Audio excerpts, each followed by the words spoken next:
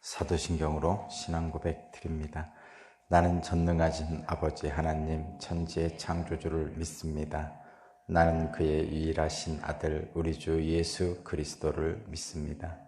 그는 성령으로 잉태되어 동정녀 마리아에게서 나시고 본디오 빌라도에게 고난을 받아 십자가에 못 박혀 죽으시고 장사된 지 사흘 만에 죽은 자 가운데서 다시 살아나셨으며 하늘에 오르시어 전능하신 아버지 하나님 우편에 앉아 계시다가 거기로부터 살아있는 자와 죽은 자를 심판하러 오십니다. 나는 성령을 믿으며 거룩한 공교회와 성도의 교제와 죄를 용서받는 것과 몸의 부활과 영생을 믿습니다. 아멘. 찬송가 540장입니다. 540장.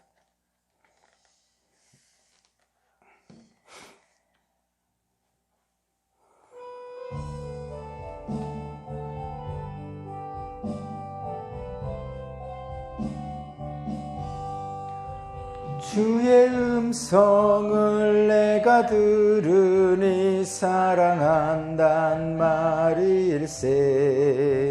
믿는 마음으로 주께 가오니 나를 영접하소서.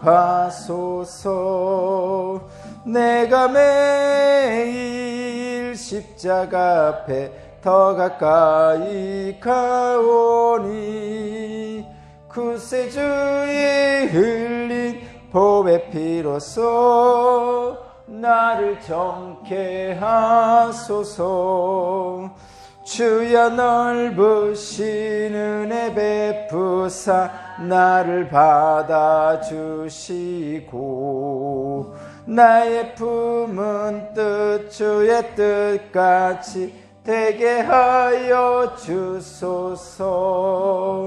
내가 매일 십자가 앞에 더 가까이 가오니 구세주의 흘린 보배 피로써 나를 정케 하소서. 주의 보좌로 나갈 때에 어찌하니 기쁠까. 주의 얼굴을 항상 배우니 더욱 친근합니다. 내가 매일 십자가 앞에 더 가까이 가오니 구세주의 흘린 보배 피로써 나를 정케 하소서. 우리 구주의 넓은 사랑을 측량할 자 없으며 주가 주시는 참된 기쁨도 헤아릴 수 없도다. 내가 매일 십자가 앞에 더 가까이 가오니 구세주의 흘린 보배 피로써 나를 정케 하소서. 아멘.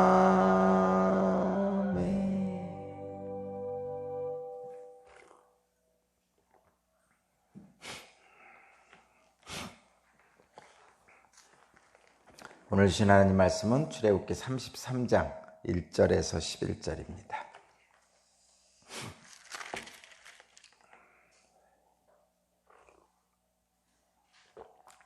출애굽기 33장 1절에서 11절까지 말씀을 제가 봉독하겠습니다. 주님께서 모세에게 말씀하셨다. 너는 가서 네가 이집트 땅에서 데리고 올라온 이 백성을 이끌고 여기를 떠나서 내가 아브라함과 이삭과 야곱에게 맹세하고 그들의 자손에게 주겠다고 약속한 그 땅으로 올라가거라. 내가 한 천사를 보낼 터이니 그가 너를 인도할 것이다. 나는 가나안 사람과 아모리 사람과 헷 사람과 브릿 사람과 히윗 사람과 여부수 사람을 쫓아내겠다. 너희는 이제 곧 젖과 꿀이 흐르는 땅으로 들어간다. 그러나 나는 너희와 함께 올라가지 않겠다. 너희는 고집이 센 백성이므로 내가 너희와 함께 가다가는 너희를 없애버릴지도 모르기 때문이다. 백성은 이렇듯 참담한 말씀을 전해 듣고 통곡하였다. 그리고 그들은 아무도 장식품을 몸에 걸치지 않았다. 주님께서 모세에게 말씀하셨다. 이스라엘 자손에게 전하여라. 너희는 고집이 센 백성이다. 내가 한순간이라도 너희와 함께 올라가다가는 내가 너희를 아주 없애버릴지도 모른다. 그러니 이제 너희는 너희 몸에서 장식품을 떼어내라. 내가 너희에게 어떻게 해야 할지를 이제 결정하겠다. 이스라엘 자손은 호렙산을 떠난 뒤로는 장식품을 달지 않았다. 이스라엘 백성이 진을 칠 때마다 모세는 장막을 거두어 가지고 진 바깥으로 나가 진에서 멀리 떨어진 곳에 그것을 치고 나였다. 모세는 그 장막을 주님과 만나는 곳이라고 하여 회막이라고 했다. 주님을 찾는 일이 생기면 누구든지 진 밖에 있는 회막으로 갔다. 모세가 그리로 나아갈 때면 백성은 모두 일어나서 저마다 자기 장막 어귀에 서서 모세가 장막으로 들어갈 때까지 그들을 지켜보았다. 모세가 장막에 들어서면 구름 기둥이 내려와서 장막 어귀에 서고 주님께서 모세와 말씀하신다. 백성은 장막 어귀에 서 있는 구름 기둥을 보면 모두 일어섰다. 그리고는 저마다 자기 장막 어귀에서 엎드려 주님을 경배하였다. 주님께서는 마치 사람이 자기 친구에게 말하듯이 모세와 얼굴을 마주하고 말씀하셨다. 모세가 진으로 돌아가도 눈의 아들이며 모세의 젊은 부관인 여호수아는 장막을 떠나지 않았다. 아멘.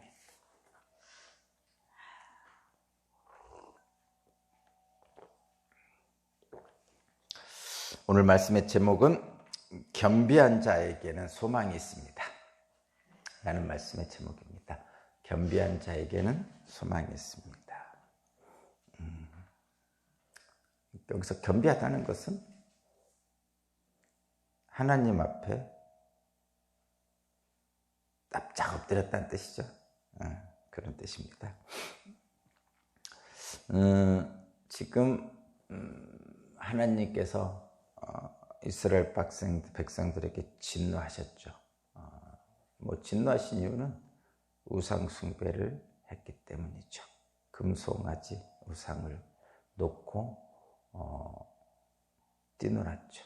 그것이 이제 하나님을 진노하게 하셨고, 그 하나님의 진노하심에 모세는 하나님께 간청을 드렸어요. 처음에 진노하실 때는 이렇게 진노하셨죠. 이 모든 백성을 다 쓸어버리고 모세로부터 나오는 후손들로 다시 하나님의 백성을 삼겠다, 이렇게 하셨죠. 마치 노아의 시대에 와 같은 그런 진노였습니다. 그런 심판을 하시겠다고 하셨죠. 그러자 모세가 그렇게 하시지 말아달라고 간청을 했어요. 이유는 있었습니다. 그래서 하나님께서는 모세의 간청을 들으시고 얼른 백성들에게 내려가서 그들의 우상 숭배를 멈추게 하라. 말로 하지만 그렇게 말씀하신 거죠. 그래서 모세가 내려가서 보니 진짜 그랬죠. 그래서 하나님의 진노하심을, 그리고 그 진노하심으로 인해서 언약 파기의 어떤 상징적인 모습으로 하나님이 주신 돌판을 깨뜨렸어요. 그리고 금송아지를 갈아 마시게 하였죠. 그리고 하나님의 편에 선 레위인들을 세워서 그 우상 숭배를 한 주동자들을 처벌합니다. 3,000명이 죽었다고 기록하고 있죠. 그렇게 했습니다. 하나님의 진노를 풀어드리는 것이죠. 우리가 이렇게 언뜻 보면 그런 거죠. 당연히 하나님의 진노를 풀어드리는 것이죠. 근데 이제 좀 깊이 하나님의 입장에서 좀 생각을 해보면, 그렇게 해서 백성들이 돌이키도록 하는 거죠. 돌판을 깨뜨리는 것도 백성들이 그것을 보고 언약이 파괴됐음에 통곡하는 거죠. 나는 너희 하나님이 되고 너희 나의 백성이 되고 그리고 적과 꿀이 흐르는 가나안 땅으로 이끌겠다는 그 약속의 말씀이 파괴되는 것을 상징적으로 보는 거죠. 백성들의 마음은 이제는 죽었구나 하는 생각이 들게 되는 거죠. 그리고 또 그 금송아지를 갈아 마시는 것은 다시는 이런 일이 있어서는 안 되겠다는 분명한 회개죠. 그렇죠. 그리고 그 잘못에 대해서 실제로 3,000명이 죽게 되죠. 그래서 피 흘림이 없이는 죄사함이 없다는 현실적인 일들을 겪게 됩니다. 백성들이 그것을 보면서 우리가 잘못했구나라는 것을 뼈저리게 느낀 거죠. 그것을 하나님의 대리인인 모세가 백성들에게 하나님의 진노의 그 결과로서 보여준 겁니다. 하나님이 백성들을 3,000명 죽여서 마음이 후련하시겠습니까? 다 쓸어버려야 후련하시겠습니까? 그런 것은 아니죠. 백성들은 죄를 짓지만 하나님은 늘 용서하시는 분이죠. 어쨌든 하나님은 돌이키는 백성들을 기다리고 계신 거죠. 늘 탕자가 돌아오기를 기다리는 아버지의 그 모습이죠. 다만 탕자는 허랑방탕하게 먼 나라에서 살 때는 아버지를 잊어버리잖아요. 잊어버리는 게 인간이기 때문에 그래서 우상 숭배를 하는 거죠. 그러나 아버지가 생각나는 그 순간이 있단 말이죠. 죄짓지 없는 열매를 먹고요. 자기 신세를 한탄하다 보니까 예전에 아버지 집에 있었던 자신의 모습이 생각날 때, 그때 아버지가 생각나죠. 그러니까 이 돌판이 깨지는 언약 파기, 금송아지를 갈아 마시는, 그리고 3,000명이 죽는 이런 것들이 말하자면 허랑방탕한 자기의 삶에 대한 반성이죠. 그리고 아버지가 생각나는 계기를 만드는 일들이란 말이에요. 그렇게 하고 나서 이제 모세가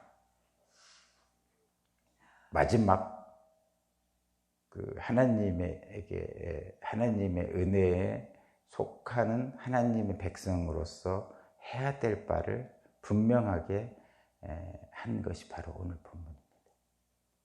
그게 뭐냐? 하나님을 의지하라는 거죠. 하나님께 겸손하게 나아가자는 거죠. 그러니까 이 지금 오늘 본문에 나오는 핵심적인 단어, 핵심되는 어구가 뭐냐면 목이 굳은 백성, 고집이 센 백성이라는 뜻이죠. 그러니까 목이 굳고 고집이 세다는 얘기는 하나님 앞에 이렇게 목이 굳었다는 얘기는 이렇게 고개를 숙이지 않는다는 얘기죠. 근데 인간들끼리야 목이 굳든 고집이 세든 자기들끼리야 그냥 그렇게 하지만 어떻게 하나님 앞에 목을 꼿꼿이 세웁니까? 하나님 앞에 어떻게 고집을 부립니까? 그죠? 인간들끼리야 자존심 세울 수도 있죠.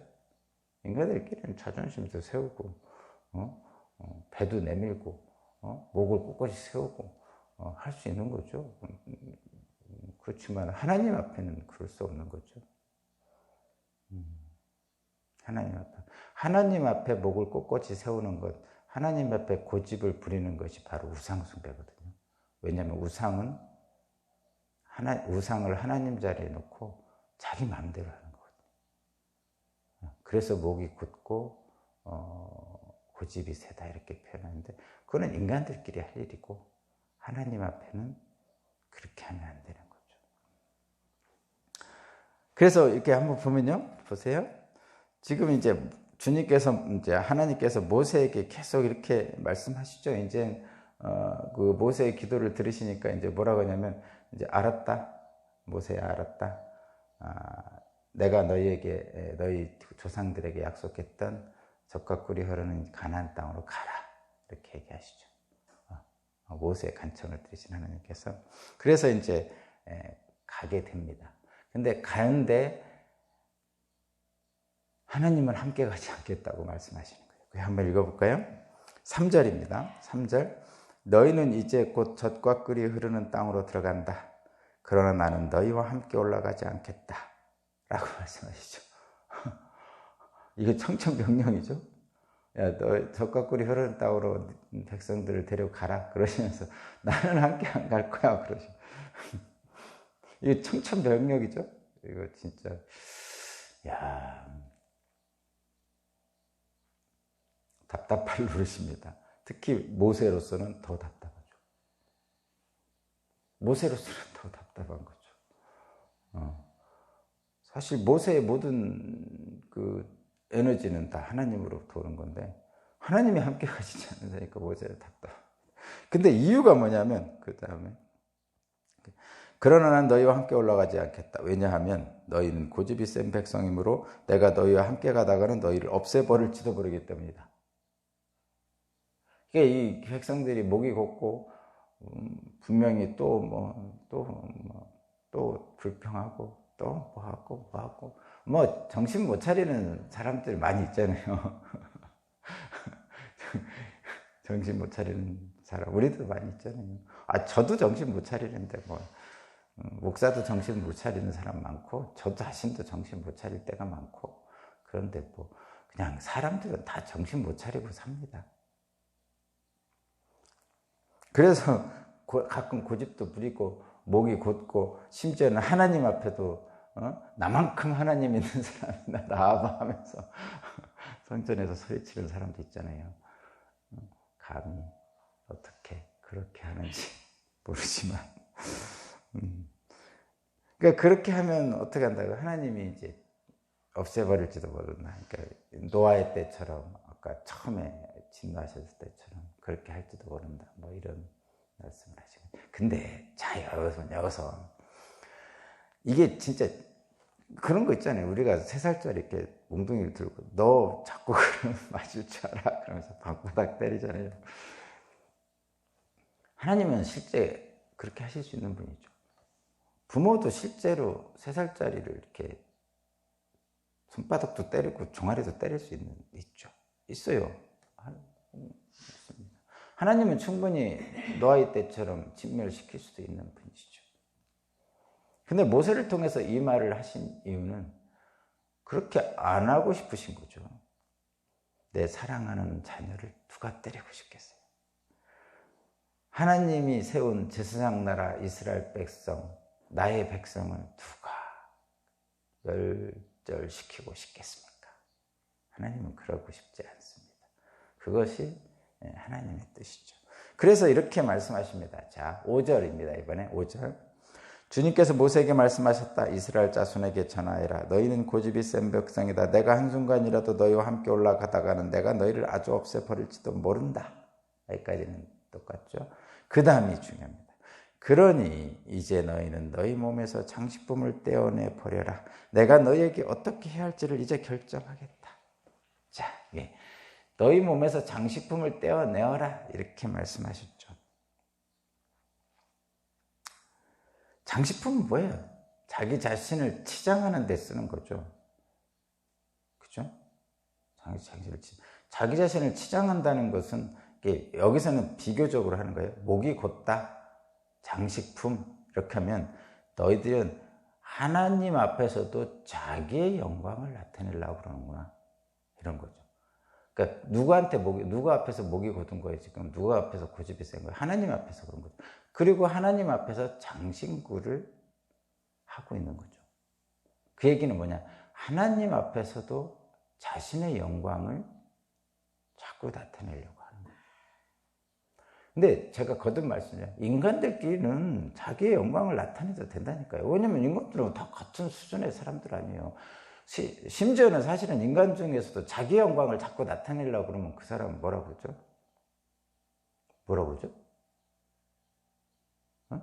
잘났어 정말 뭐 이렇게 하잖아요. 그렇게 인간들끼리도 응? 너 혼자 잘났냐? 뭐 이렇게 하면서 서로 이렇게 그렇게 하잖아요. 그리고 그런 사람들 별로 안 좋아하잖아요. 인간들끼리도 잘난 체 하는 사람들. 저도 잘난 체 되게 많이 하거든요. 은연중에. 어쨌든 그런단 말이에요. 인간들끼리도 싫어한단 말이에요. 근데 어떻게 하나님 앞에 자기 영광을 나타내면서 잘난 체 합니까? 있을 수 없는 일이죠. 그죠? 인간들끼리도 겸손한 사람을 좋아하잖아요. 그냥 어떻게 하나님 앞에 겸손하지 않습니까? 그러면 안 되는 거죠. 이 장신구라는 거는 그 목이 곧은 백성들의 그 특징을 얘기하는 거라서 여기서는 그 장신구는 자기의 영광을 자꾸 나타내고자 하는 것을 얘기하는 거죠. 그래서 이스라엘 백성들이 어떻게 했죠? 그 귀걸이, 금귀걸이 뭐 이런 장신구를 가지고 금송아지 만들었잖아요. 결국은 자기의 영광을 나타내는 장신구인 금귀걸이 같은 것을 모아서 금송아지를 만든 거예요. 그러니까 결국 이 금송아지 우상도 자기의 영광을 나타내고자 하는 거예요. 그래서 하나님은 우상 숭배를 미워하시는 이유가 그런 거죠. 결국은 그 바울 사도가 그렇게 얘기하잖아요. 이 하나님의 영광을 썩어질 우상의 영광으로 바꿔버리는 거죠. 자, 원래 하나님이 계실 자리에 이 썩어질 장신구를 가지고 금송아지를 만들어서 거기다 올려놓은 거죠. 그러면 영원한 하나님의 영광을 버리고 자기의 영광을 거기다 올려놓은 거죠. 근데 자기의 영광은 썩어질 거잖아요. 금송아지도 금방 썩어서 없어졌잖아요. 그죠? 그런 거. 그게 바로 영원하신 하나님을 썩어 없어질 욕망으로 바꿔버린 것이다. 이렇게 바울 사도는 얘기합니다. 그래서 어떻게 하는 거냐? 그럼 지금 이 말씀에서 회개하는 거죠. 회개라는 것은 자기의 영광을 비우는 거죠. 본래적으로. 자신을 꾸미는 장신구들을 거두고 하나님 앞에서, 인간들 앞에서는 그냥 그런 것을 겸손하다 그러고, 하나님 앞에 하는 거, 회개는 자기를 꾸미는 장신구들을 거두어 드리는 거죠. 왜냐하면 하나님의 영광이 가장 빛나야 하기 때문이죠.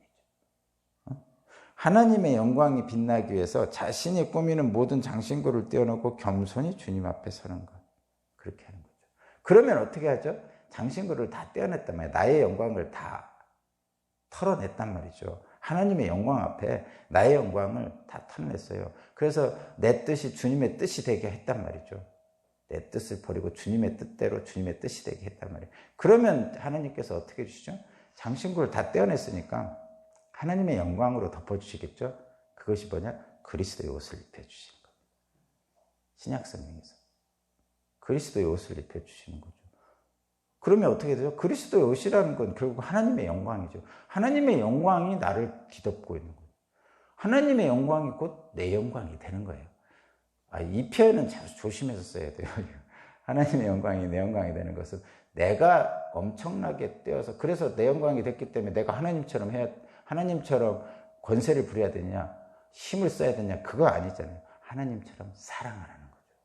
하나님처럼 용서하라는 거죠. 하나님처럼 품어주라는 거죠. 그리스도의 옷을 입어서 하나님의 영광에 쌓여 있으면 결국은 하나님의 영광 안에 있는 나는 하나님처럼 사랑하고 용서하고 헌신하고 품이 넓은 사람이 되라는, 그것이 그리스도의 옷을 입은 신앙인들의 모습이다, 이런 얘기입니다. 그런 겸비한 자에게 하나님이 은총을 주시죠. 그래서 오늘 겸비한 자에게 소망을 주시는 하나님, 뭐 이런 표현이죠. 겸비라는 건 그런 거예요. 그래서 그냥 단순한 겸손은 그냥 인간들끼리 서로 내가 잘났네, 내가 잘났네 이렇게 하다가 그 중에 이제 겸손한 사람 있잖아요. 그래, 나도 잘났지만 너도 잘났어. 또는 나보다 네가 좀 더 나은 것 같아. 뭐 이렇게 얘기하면 겸손하다고 그러잖아요. 또는 내가 진짜로는 객관적으로 더 나은데 나보다 좀 못한 사람에 대해서도 그 사람을 잘 존중해 주는 것, 그런 것을 겸손하다고 그러잖아요. 근데 겸비는 뭐냐면 도저히 그 하나님 앞에서는 나는 사실은 목이 곧을 수가 없죠. 하나님의 영광의 그 엄청난 것에 나의 영광이라는 것은 정말 비천한 거죠. 먼지만도 못한 거예요. 벌레만도 못하다 이렇게 표현하잖아요. 우리는 하나님 앞에서는 인간을.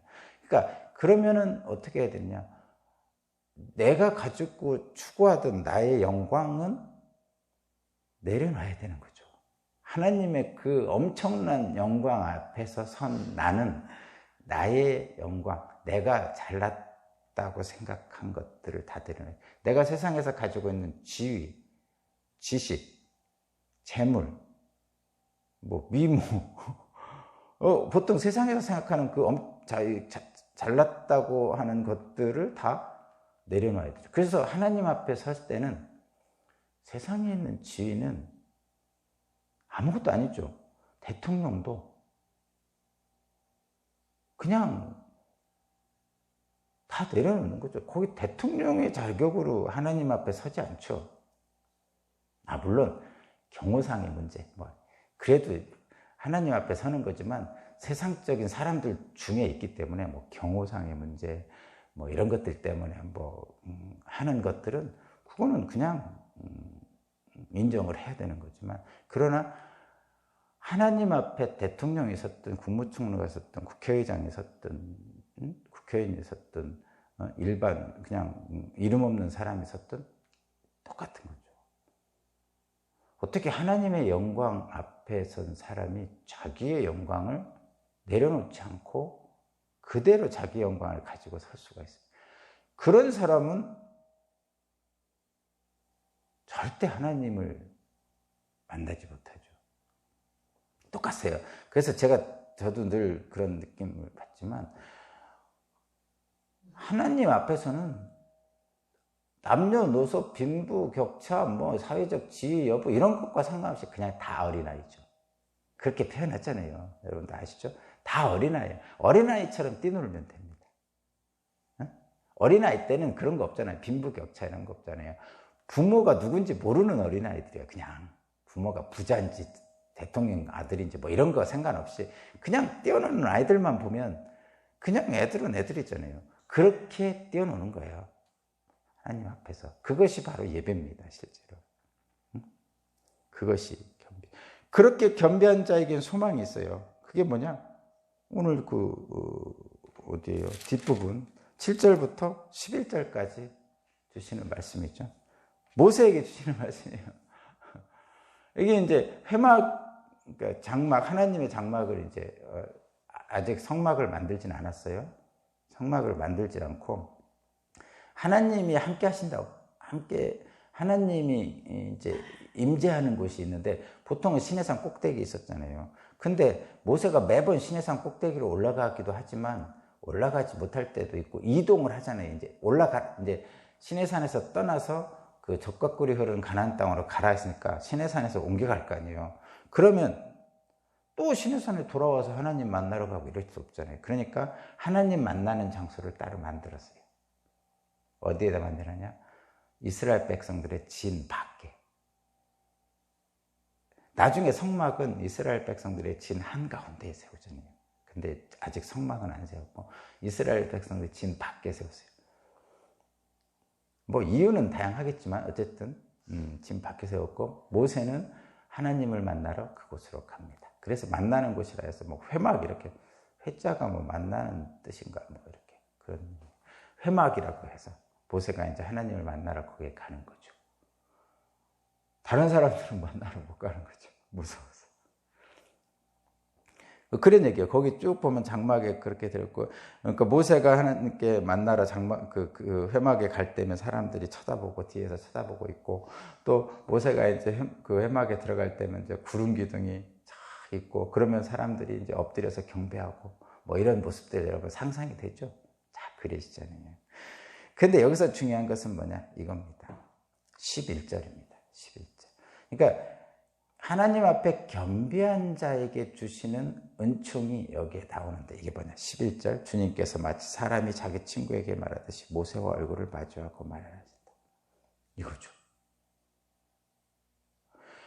이게 하나님과의 교제예요. 그러니까 옛날 에덴 동산에서 아담이 하나님과 거닐었어요.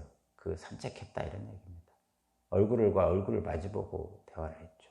타락한 이후에는 그렇게 못했지만. 근데 모세는 지금 그렇게 하고 있는 거예요. 하나님과 얼굴을 마주보고 교제를 하고 있는 거죠. 다른 사람들은 무서워서 감히 접근도 못하는데 모세는 그렇게 하고 있죠. 모세는 다르죠 좀. 지금 모세는 우상숭배도 안 했고 심지어는 자기 목숨을 버려서 가면서 백성들을 구하려고 그랬고 그런 모세의 달라진 모습 사실은 이게 거룩한 모습이죠. 구별되잖아요. 아론하고도 구별되잖아요. 그죠? 아론하고도 구별된 모세의 거룩한 모습. 이 모습 속에서 근데 이 모세는 겸비하단 말이에요. 소위 말해서. 뭐를 내려놓죠? 모세 자신의 영광은 다 없어요. 지금 계속 쭉 보면요. 모세는 자신의 영광을, 자신을 지키려고 한 적이 없어요. 그죠? 자기의 목숨을, 자기가 잘못하지 않았는데도 자기의 목숨을 버려서라도 이스라엘 백성들을 구하려는 거죠. 그러니까 자기의 영광을 취한 적이 없어요. 지금 계속 보면은. 나중에 뭐 조금 그런 일이 있을 수도 있기도 하지만 어쨌든 계속 하나님의 영광으로 해서만 나타나고 있는. 그러니까 하나님이 그와 얼굴과 얼굴을 마주보고 교제를 하시는 거죠. 이 하나님과 친밀한 교제 속에 있으면 그 하나님의 영광 안에 있는 거죠. 다른 사람들은 다 뒤에서 멀리서 쳐다보고 있는데 모세만은 하나님의 회막에 들어가서 하나님과 교제를 하고 있는 거예요. 다르잖아요. 근데 여기서 한 가지 그 밑에 또 하나 뭐라고 써 있죠? 모세가 진으로 돌아가도 눈의 아들이며 모세의 젊은 부관인 여호수아는 장막을 떠나지 않았다. 이게 뭔가 복선을 주고 있잖아요. 이때가 지금 그 광야 40년 그 초반이란 말이에요. 나중에 광야 40년 끝나면 모세가 한 60세, 70세, 여호수아가 지금 젊은 부관이니까 20세라고 치면 40년 후에는 60세일 거 아니에요. 그때 이제 여호수아가 모세가 죽은 후에 후계자가 돼가지고 가나안 땅에 들어가잖아요. 근데 이 여호수아는 모세가 회막을 떠난 후에도 그 회막을 떠나지 않은 거죠. 일종의 사무엘과 같은 느낌 있잖아요. 그러니까 교회에서 그냥 살아라 이런 뜻이 아니고 교회에서 먹고 자고 맨날 살아라 이런 의미가 아니고 물론 그렇게 함으로써 자기의 마음가짐을 늘 하나님과 함께 한다는 의미가 있으면 좋은 거죠. 지금 하나님과 가까이 하고 있다 이런 얘기. 이 여호수아는 모세를 본받고 하나님과 가까이 늘 하나님과 가까이 하고자 하는 모세의 모습이 여호수아의 모습이 보이잖아요. 이런 여호수아에게 하나님은 모세의 뒤를 잇게 하시죠. 결국은 가나안의 영광을 차지하게 하시잖아요.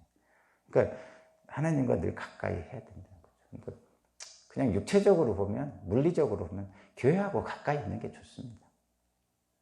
에이, 교회가 너무 요즘 세상으로부터 욕도 먹고 문제도 많아서 그래요.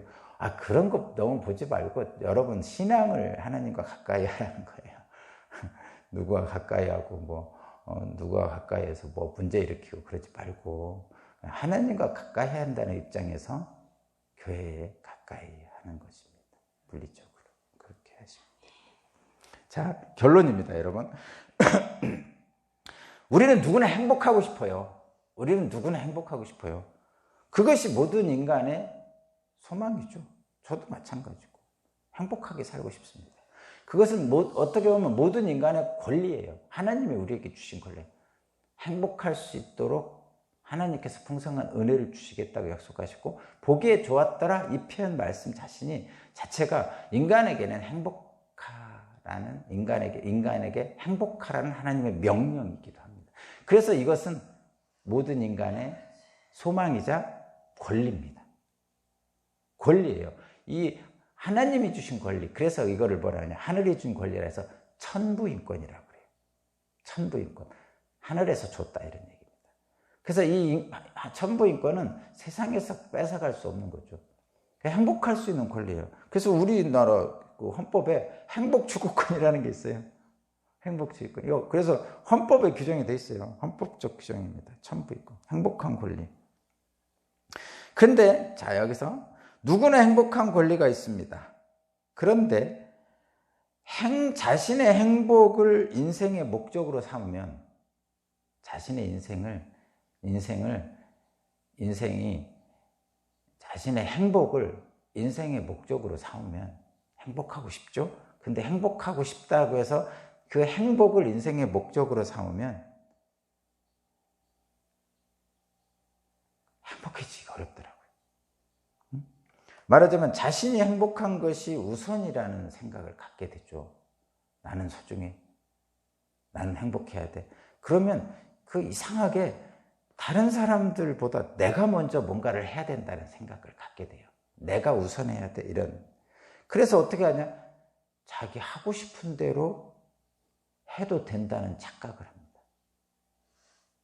내가 행복한 것이 인생의 목적이 되면 내가 하고 싶은 대로 하고 살아. 그래서 저희 부모님도 갖고 그래요. 야, 너 돈 많이 벌어서 너 하고 싶은 대로 하고 살아. 우리 어머니가 저 결혼시키면서 별로 많이 주지도 않으셨지만 이렇게 옷도 사주시고 이렇게 하시면서 내가 맘 놓고 한번 돈을 한번 써봤다. 그래서 얼마 쓰지도 못하셨어. 돈 보시면서 그런 표현을 저한테 한 말 하셨거든요. 그러니까 일종의 거예요. 자기 자신이 하고 싶은 대로 하는 것이 행복이라고 착각합니다. 근데 여러분 한번 생각해 보세요. 자기 자신이 하고 싶은 대로 하는 게 행복입니까? 그 착각이거든요. 착각. 자기 자신이 하고 싶은 대로 하고 싶다는 이 생각을 해서 자기 행복을 인생의 그 목적으로 삼는 순간 하나님 말씀이 안 들어옵니다. 왜 그렇죠? 하나님 말씀은 사실 하나님 말씀에 순종하려고 하면 고통이 따르기도 하고 어려움이 따르기도 해요. 한마디로 얘기하면 헌신하고 봉사할 때 내 것을 내어주잖아요. 내 시간을 내어주잖아요. 내 몸을 움직여서 하잖아요. 심지어는 내 돈을 쓰잖아요. 그게 헌신하고 봉사하는 거죠.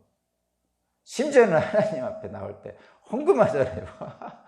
돈 내고 예배를 드리잖아요. 그래서 돈 헌금 못 하는 게 좀 어려워서 또는 하는 게 그래서 교회 못 나오는 분들도 있어요, 실제로. 있죠. 그러니까 이게 하나님을 말씀에 순종한다는 것이 어렵습니다. 자기 마음대로 하는 것이 행복이라고 착각하는 사람들은 결코 하나님의 말씀을 따라 살기가 어렵습니다.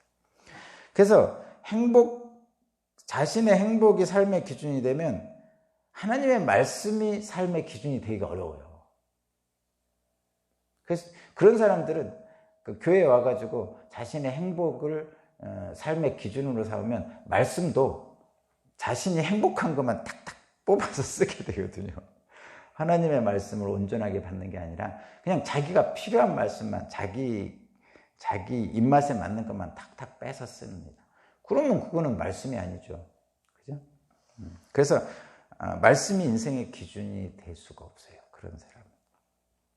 근데 저도 여러분도 그러시겠지만 이제 나이가 들고 시간이 갈수록 느끼는 것은 행복한 권리가 그냥 내가 하고 싶은 대로 하는 데서 나오는 건 아니라는 걸 알게 됩니다. 나는 소중하니까 내 마음대로 내가 하고 싶은 대로 하겠어. 이렇게 생각 안 하게 되더라고요. 실제로 행복한 것은. 그래서 행복할 권리는 사실은 하나님의 주시는 복 안에 이미 포함되어 있어요. 당연히 보시기에 좋았더라 하시면서 인간을 행복하게 하시는 거예요. 근데 그 하나님의 영광 안에 이미 우리의 행복할 권리는 포함되어 있습니다. 실제로. 내가 주장해서 성취할 수 있는 것이 아닌 것 같아요. 내가 행복할 권리는 내가 주장해서 그것을 쟁취하거나 또는 취할 수 있는 그런 종류의 것이 아닌 것 같아요. 행복이라는 것은.